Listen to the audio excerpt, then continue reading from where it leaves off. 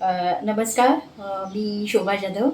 आज आता आपण अशी वेगळी छान अशी रेसिपी बघणार आहोत. अगदी सोपी आणि करायलासुद्धा एकदम सोपी आहे आणि साहित्य पण अगदी कमीत कमी लागतं आणि रोजच्या जेवणामध्ये आपल्याला खूप आवश्यक अशी तो पदार्थ आहे. आणि आता तो उन्हाळ्याचे दिवस आहेत, तर ऊन खूप कडक पडतं आहे. तर उन्हाळ्याच्या दिवसातच ते आपण करू शकतो. बाकीच्या सीझनमध्ये आपण ते करू शकत नाही. तर चला सुरुवात करूया आपल्या रेसिपीला. आजची रेसिपी आहे लाल मिरची पावडर, म्हणजे लाल तिखट त्याला आपण असं म्हणूया. आणि नक्कीच आपण घरी करणार आहोत ते, म्हणजे हायजिनिक असणार आहे. आणि बाहेर आपण मार्केटमधनं वगैरे घेऊ शकतो, पण मार्केटमध्ये कसं आपल्याला थोडं भेसळयुक्त मिळण्याची शक्यता असते. तर आपण नक्कीच घरगुती लाल मिरची पावडर वापरली तर आपल्या रोजच्या भाज्यांमध्ये आपल्याला त्याचा उपयोग असतो आणि भाज्यासुद्धा खूप चविष्ट बनतात. तर पूर्वी असं असायचं की बाकीची काही साधनं नसायची. लाल मिरची पावडर करायची म्हणजे खलबत्ता असायचा आणि खलबत्ता ते बिल्डिंगमध्ये कुटायला मनाई असायची.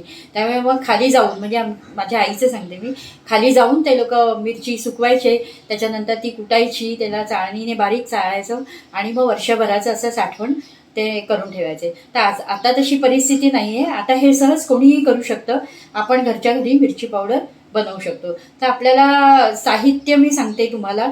कृती आपल्याला काहीही करायची नाही आहे. म्हणजे आजकाल मुली जॉबला जातात आणि त्यांना वेळ नसतो, तर त्या असं म्हणतात किंवा कोण करत बसणार, आपण आता रेडीमेड आणलेलं खूप चांगलं आहे. म्हणजे एक अजून मिळतात पण ना मिरची पावडर बाहेर.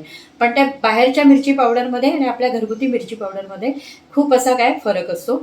आणि तर चला आपण बघूया आपली पुढची कृती.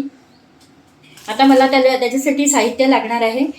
मी बेडगी मिरची अर्धा किलो घेतली आहे आणि ह्या सीझनमध्ये तुम्हाला जी अख्खी मिरची असते ती देठ काढलेली सुद्धा मिळते.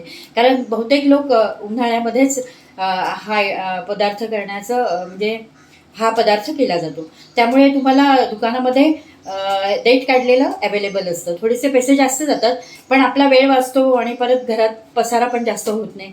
तर मी देठ काढलेलीच मिरची अर्धा किलो आणलेली आहे. बेडगी मिरची आणलेली आहे आणि अर्धा किलो मी आणलेली आहे पांडी मिरची म्हणतात त्याला, किंवा घाटी मिरची पण म्हणतात. तुम्ही दुसरी संकेश्वरी वगैरे मिरची वापरत असाल ती तुम्ही तुमच्या याच्याप्रमाणे वापरू शकता. तर अर्धा किलो मी पांडी मिरची आणलेली. तर हे दोन्ही मी एकत्र करणार, म्हणजे लाल कलर असा छान येतो, तिखटपणा पण असतो आणि कलर पण सुंदर येतो बेडगी मिरची आणि ह्या दोन्ही मिरच्या एकत्र करून कुटून आणल्यानंतर. आणि त्याच्यामध्ये मी वापरणार आहे 200 ग्रॅम मी धणे आणलेले आहेत आणि 100 ग्रॅम मी जिरं आणलेलं आहे. तर हे आपल्याला काही भाजायचं वगैरे काही नाही आहे. फक्त आता हे वेगळ्या एका ताटामध्ये मी काढून घेणार आणि याला आपण उन्हात ठेवणार आणि हे पण मी एका घमेल्यामध्ये काढणार आणि हे पण मी 2-3 दिवस त्याला आपल्याला उन्हामध्ये सुकवायचं आहे. आणि जोपर्यंत असा खळखळ आवाज येत नाही मिरचीचा तोपर्यंत त्याला सुकवायचं. म्हणजे 2-3 दिवस भरपूर होतात. आपल्या गॅलरीत ऊन येत असतं किंवा कुणाला खाली जागा असेल तर खाली किंवा टेरेसवरती असं आपण ते सुकवू शकतो. आणि ते सुकवल्यानंतर आपल्याला डंकेमध्ये कुटण्यासाठी द्यायचं आहे. तर डंकेवरती कुटायला आपण 2-3 दिवसानंतर देणार आहोत. तर हे मी साहित्य आता वापरणार आहे मिरची पावडर करण्यासाठी. आणि एक बरणी मी स्वच्छ धुवून घेतलेली आहे. धुवून स्वच्छ घासून आणि ऊन दाखवून ठेवायचं त्याला. म्हणजे मिरची पावडर दळून आल्यानंतर आपण ह्याच्यामध्ये व्यवस्थित स्टोअर करणार आहोत. म्हणजे ह्याच्यामध्ये पाण्याचा अंश अजिबात नको आहे. तर ती वर्षभर आपल्याला छान आपण वापरू शकतो. अजिबात खराब होत नाही किंवा काही जाळं वगैरे काही लागत नाही त्याला. तर आता आपण ह्या 2-3 दिवस सुकवणार आहोत आणि नंतर आपण डंकेवरती मिरची कुटायला देणार आहोत. बघू शकता आपली मिरची पावडर डंकेवरनं कुटून आलेली आहे. आणि आता आपण ह्या बरणीमध्ये स्टोअर करणार. ही बरणी मी छानपैकी स्वच्छ घासून धुवून उन्हामध्ये सुकवून हे केले, म्हणजे तयार करून ठेवलेली आहे. तर आता ह्या पद्धतीने मी ह्याला स्टोअर कर, सुकी अशी पळी घ्यायची आहे आणि ह्यात आपण अशी बरणी भरणार आहोत.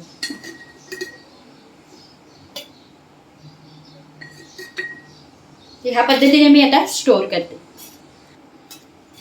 बघू शकता ह्या पद्धतीने मी स्टोअर केलेलं आहे.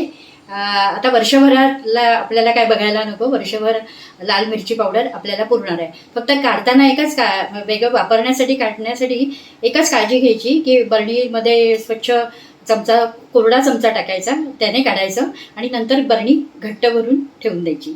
आणि घरी केलं तर विकतच्यापेक्षा नक्कीच आपल्याला स्वस्त पडतं. आणखीन एवढी बरणी भरली आहे आणि आणखीन एवढं उरलेलं आहे ते मी पण एका दुसऱ्या बरणीमध्ये स्टोअर करणार आहे. तर वर्षभराचा साठा आपला छान पुरतो आणि खराब होत नाही, काही नाही. तर नक्की करून बघा. लाल तिखट आपलं तयार आहे. आणि व्हिडिओ आवडल्यास लाईक करा, शेअर करा आणि सबस्क्राईब करा. धन्यवाद.